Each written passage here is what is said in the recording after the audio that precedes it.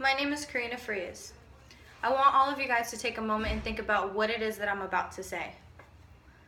Many of you may or may not know this, but according to loveisrespect.org, there are 1.5 million high school students nationwide who have been victims of physical abuse, and only 33% of teens have actually reported being in one.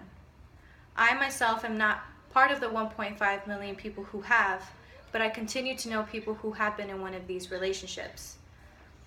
People who know someone who is in this type of relationship should say something, not for themselves specifically, but to help out a person that is in this type of relationship. Today I will be informing you about my experience as being the only person to know about a friend or family member who has been in this type of relationship. I will then tell you about why people don't speak up and why they should. I will finally tell you about what the consequences are if you're not supportive. When you have people who trust you and care about your opinions and they come to you in a time like this, you as the go-to person, it's hard figuring out what the best way to help them is. I have found myself in this situation actually 3 times in the last 2 years. The first time I found myself in the situation, I did not deal with it the best way that I could have. I had a friend come to me with full and complete trust that I will be supportive of her decisions. In all 3 relationships that I knew, I felt as if I was being supportive, while my friends and family members felt as if I was being judgmental. All 3 people were and continue to be very close to me. This is why I found it hard being the only person to know about their relationship and being somehow put in the middle. I was stuck between not doing anything because they asked me not to, but at the same time continuing to see their abuse go on and seeing them get hurt. It became very hard for me to sit there and watch what was going on.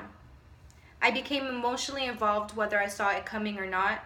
Trying to be supportive in the beginning was not easy at all. My intentions were never to hurt these people. If anything, it was to actually help them. But in the moment, they didn't see it that way. Now that I have told you about my experience as being the only person to know about a friend or family member who's in this situation or has been in this situation, I will now tell you about why people don't speak up and why they should.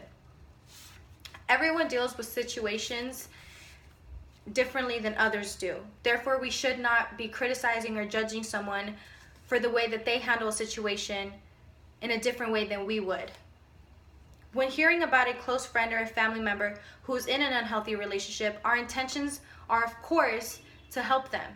But the way that our help comes across turns out being in a way that we cause these people to distance themselves from us. The way we should help them is by being there for them, whether we agree with their decisions or not. We should listen and consider their feelings about what is going on. According to Feld, who wrote an article on criminology, said, the severity of an intimate partner violence is often greater in cases where the partner of abuse was established in adolescence. This is why you need to tell that person who's in the situation that the relationship that they're in is unhealthy and it's not normal. On top of this, you have to make sure that you continue to be supportive and understanding, because if you don't, this person won't feel comfortable coming to you anymore, and it's important that they continue to feel comfortable with you. If you see the relationship go to extremes, don't be afraid to let someone know about what's going on. This way you're actually helping from preventing something from horrible happening. Being supportive is hard because what you're saying to them to be supportive may not be what you really want to say to them. We react this way because in our heads we may feel as if it's common sense for a person who's in this relationship to automatically know that it's not healthy and that they should remove themselves from this position.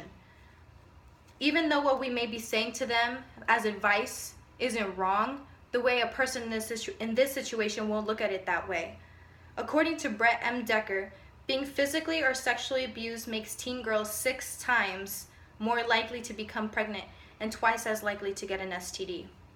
The reason why I emphasize on making sure that you're being supportive is because I wasn't being supportive and I caused my friend to distance herself from me. I knew about her being abused, and I felt at times that I needed to say something. In the end, I did not. I eventually ended up coming to find out that not only was she being physically abused by her abusive partner, but she had also gotten an STD. I felt that maybe if I would have said something sooner, that her issue and her problem would have been dealt with sooner. Now that I've told you about why people don't say something, but why they should, I will now tell you what the consequences are if you're not supportive towards somebody who's in this type of relationship. When you feel as if you're doing the right thing, but your results show you that you are not, this is when you start thinking about, what did I do wrong? What could I have done differently?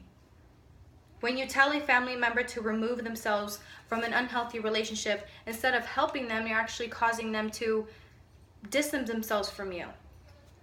When a person in this situation feels like they're being distanced from the only person who they feel comfortable venting to, it causes this person in that relationship to feel like they have no one else to turn to other than their abusive partner.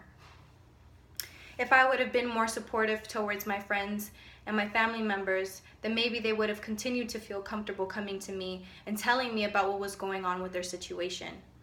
If you ever find yourself being the go-to person to a friend or a family member who feels comfortable talking to you, say what you want to say what you feel is right, but at the same time, make sure that you're being super understanding and completely supportive. Everyone comes across tough times in their lives, and we never know what exactly that person may be going through.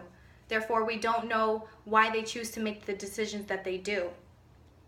So instead of helping them, you're actually making them distance themselves from you by being judgmental and criticizing their decisions. If you know someone who may be in an abusive relationship, don't be afraid to speak up, or at least help them in some type of way about the hotlines that they have. There's a help hotline, and you could call them, and it's 188-PREVENT. So my advice to you is to take action and speak up. Thank you.